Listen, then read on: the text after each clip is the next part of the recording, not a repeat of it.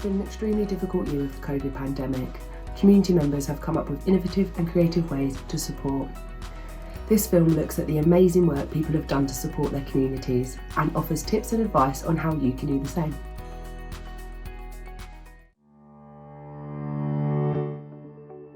I started off volunteering as a driver in a food bank, but wanted to try something a little bit different. I wanted to try something that brought a bit more dignity to the process and a bit more choice, but something that felt a bit more like shopping and a bit less like charity. So we decided to set up a community supermarket where people pay a nominal amount each week, but for that they get to choose from a variety of items, some healthy, some not, some more expensive than others, but a well-rounded basket. It was a bit daunting. We had a lot of help from Anchor, TDC. She was very good at nagging us and making us have an AGM and setting up a constitution and policies that we needed and food hygiene certificates that we needed. So we took it all very methodically. We were lucky. We got the hall, a fabulous St George's Hall, gave us rent-free period, and we got some funding through Brighton Food Partnership, and that allowed us to stock up with fair share in advance of opening. The big fear was that we would be inundated with people and that we wouldn't have enough. That didn't happen. So we have a lot of people that visit us that are working, but working poor, which is unusual. So they will come not every week, but just towards the end of the month when their wages then are running out. We've created a real community feel here. We've got regulars, we've got new members come every week, and we all care about each other and we work together. Lots of people that started off as members have become volunteers, and we're very much guided by what local people want to see here.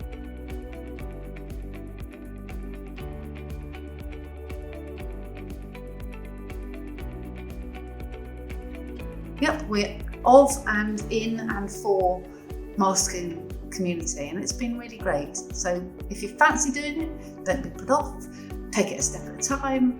Don't reinvent the wheel, use other people's policies and constitutions, and ask for advice and use the advice you get. But it's well worth doing. I've enjoyed every minute.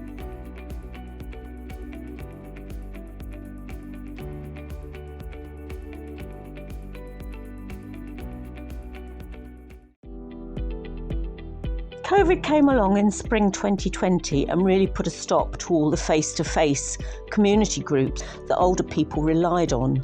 Members of groups were facing increasing isolation and possible loneliness. Groups relied on telephone trees and email where members used it to keep in touch.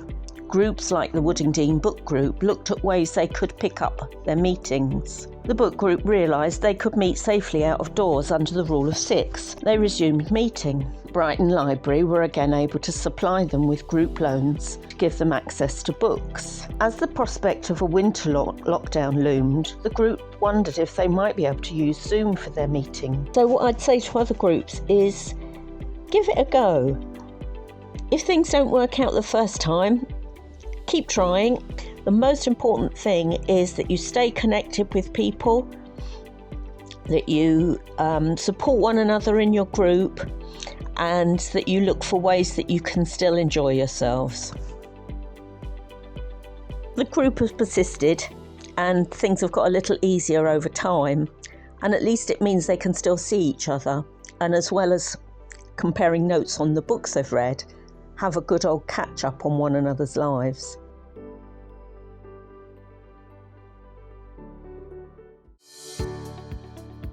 As a result of COVID-19 and its effects, we won't be able to be as flexible as we used to be. The stress and anxiety that all have because of this hard time we all been through. So we have helped in many different ways. We always have to keep in touch with our members by phone calls, by video calls, and any other social media. We provided supports with gift card, checks, and food parcels, which is being delivered to our members' address.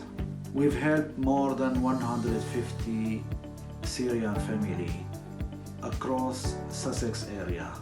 So we still run our Life in the UK courses online and homework club for the children to support them with their GCSEs, A-levels and other level if they want to. I would like to take this opportunity to thank all of the organizations and other teams who helped us. Thank you very much indeed.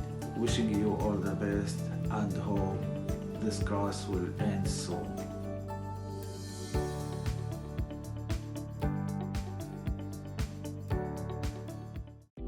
Hi there, my name's Helen Jones and I'm the coordinator of Bevy Meals on Wheels, which is part of Bevy Community Pub, and we set it up as the pandemic hit and we went into lockdown last year. So we closed the pub, decided we couldn't run our lunch club on Tuesday the 17th of March, and by Friday the 20th we ran our first Meals on Wheels delivery.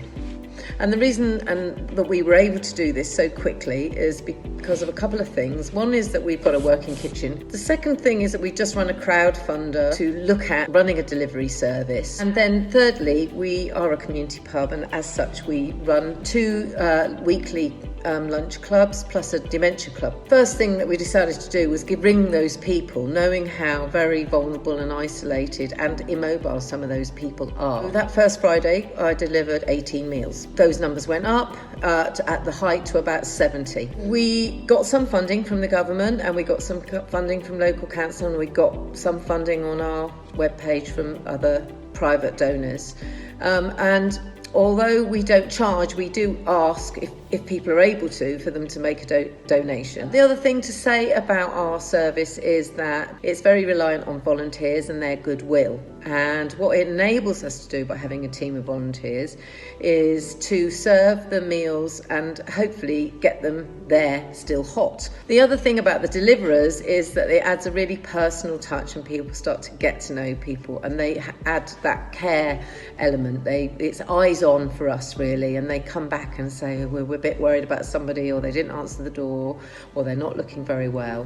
And in addition to that, the volunteers have been absolutely amazing, going the extra mile. I think, like I say, we had a good backup, having the kitchen and having the existing relationship with Fairshare, having a chef, but also being a community pub and having lots of connections out into the community.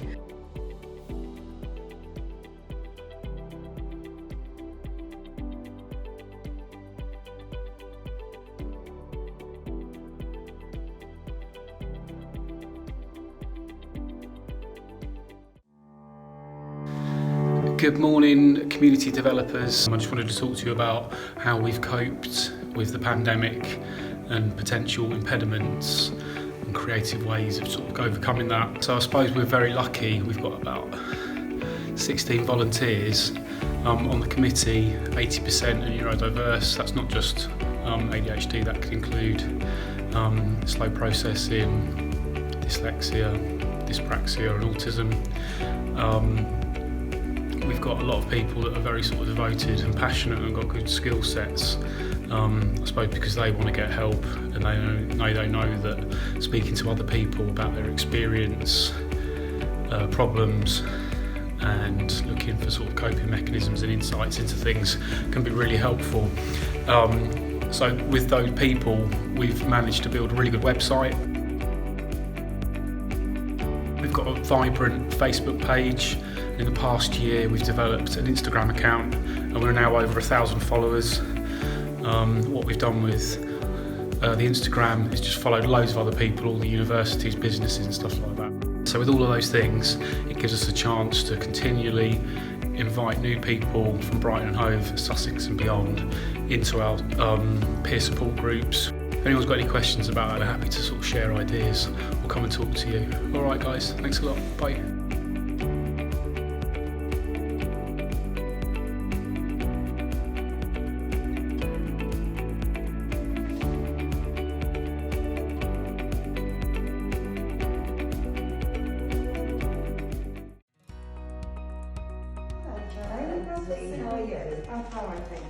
We set the pantry project up to offer people a choice of affordable food, sourcing food that people want rather than just being given bags with no choice. The Pantry Pals feel like they're shopping and choosing what they need, and we provide a warm, welcoming space to connect with the people. Our challenges have been to listen to the people, try to source the right goods in bulk, getting donations on a larger scale of the goods people want, and alternatives to what they get in their food bank bags. Chocolate always puts a smile on their face. Sourcing fresh fruit and vegetables, which is expensive for them to buy, even a small amount helps, and people are very happy with what they get. We have started small but are building up. 90% of the fruit and vegetables are sourced locally. Our successes are that people keep coming back and they tell us that they love the choice.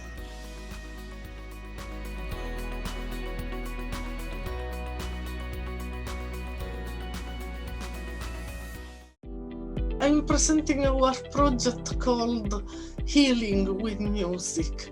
This has been about healing from the COVID crisis, especially people who were already isolated before the COVID crisis even started. For example, migrants, elderly people, and people with mental health problems. When the first lockdown ended, we said we really need to do something to heal. And we started this series of open-air guitar sessions. We thought even if people have problems communicating, music is a universal language and is really capable of creating emotional connections among people. The session started in the summer in the Tavistock Community Garden in Hollindene, but then when winter came, it was cold and we needed to hire a hall, and that was new problems. We needed more funds and we needed to study all the governmental laws and rules and guidances about meeting indoors and perform lots of risk assessments. But eventually we were allowed to continue indoors. I've so much missed playing music with people, and it's something that I normally do as part of my life. And to be able to carry on doing it during lockdown has been a lifesaver. It's been really fantastic. We'll do our best to keep things going.